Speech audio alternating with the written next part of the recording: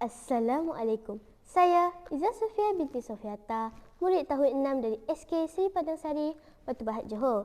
Ingin berkongsi tentang sebuah buku yang telah saya baca. JBA 0014, itulah kod sekolah saya.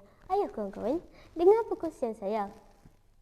Buku antologi cerpen yang bertajuk Misi Penyiasatan Bermula ini diselenggara oleh Mushi Muhammad bin Musib. Buku yang mempunyai 83 muka surat ini diterbitkan oleh Wacana MBM pada tahun 2020.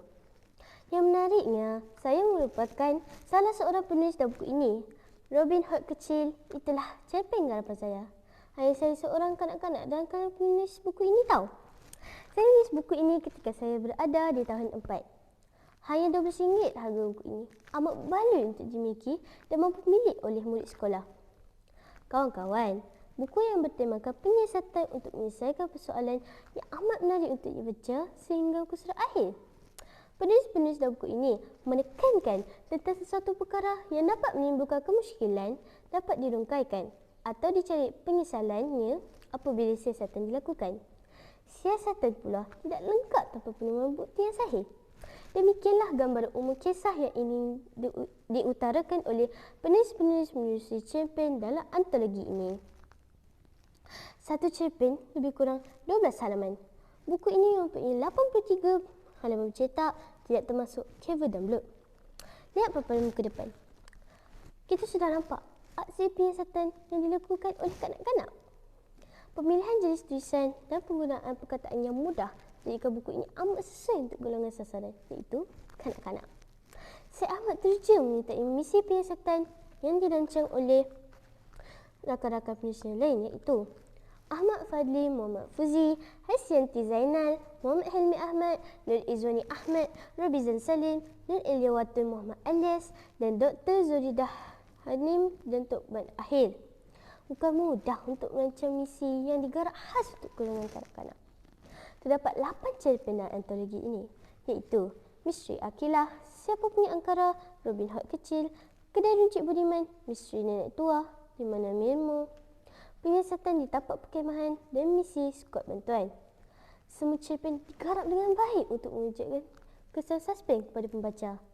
Saya amat tertarik dengan cerpen Misteri Akilah. Penulis menceritakan tentang Akilah, seorang anak dari keluarga yang susah. Dia sering mengelak daripada kawan-kawan di sekolah, terutamanya apabila mereka mahu pergi ke rumahnya. Kawan-kawannya hanya tahu kisah hidupnya hanya apabila mereka menyiasat dengan mengikutnya pulang ke rumah secara rahsia. Kawan-kawan, inilah konflik yang sering berlaku dalam kalangan murid sekolah. Malu dengan kehidupan sendiri sehingga kerana tidak sehebat rakan-rakan sekelas. Untunglah Akilah mendapat rakan yang baik. Kisah ini memberi pengajaran bahawa kita sebagai sahabat, kita perlu membantu rakan yang susah. Bukan menjaga tepi kain atau mencari aib, tetapi menjalankan fungsi hidup bermasyarakat. Saya merasakan bahawa jika setiap halaman buku ini dicetak berwarna dan dicetak dengan sedikit grafik untuk setiap cerpen, pasti lebih ramai kanak-kanak akan tertarik untuk membaca. Biasalah, kanak-kanak matanya lebih tangkap pada gambar. Ada kalanya ketika saya membaca cerpen dalam buku ini menyebabkan saya rasa saya sendiri sedang menyiasat. Dan cerpen Di Mana Mirmo, konflik perebutan kucing antara dua pihak yang bertegas menyatakan itu kucing mereka, menjadikan saya rasa tertanya-tanya. Takkanlah pula satu kucing pemiliknya 2 orang? Mungkinkah kucing itu beranduk dan serupa? Lila dan Acik berusaha mencari kucing yang hilang. Sana sini mereka tanya orang. Seluruh pelusuk kawasan perumahan mereka jelajah. Rupa-rupanya Makcik Rozi dan suaminya hanya menipu dengan menekan onen atas Mirmo. Ialah kucing mereka. Mereka amat sengih kerana tidak anak dan memilih kucing itu, sehingga menjadikan mereka sanggup mereka cerita. Sedih rasa apabila mereka memulangkan kucing itu kepada Lila. Dan sebenar kucing setelah cerita sebenar terbongkar. Kawan-kawan, nilai dari cerpen ini ialah segala yang terjadi pasti ada sebab. Kita tidak boleh terus menerima bulat-bulat tanpa menyiasat kesahihan. Pengajaran dari keseluruhan cerita dalam buku ini ialah setiap yang berlaku kita tak boleh terima bulat-bulat.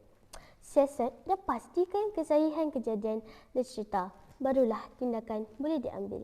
Sekian, Assalamualaikum warahmatullahi wabarakatuh.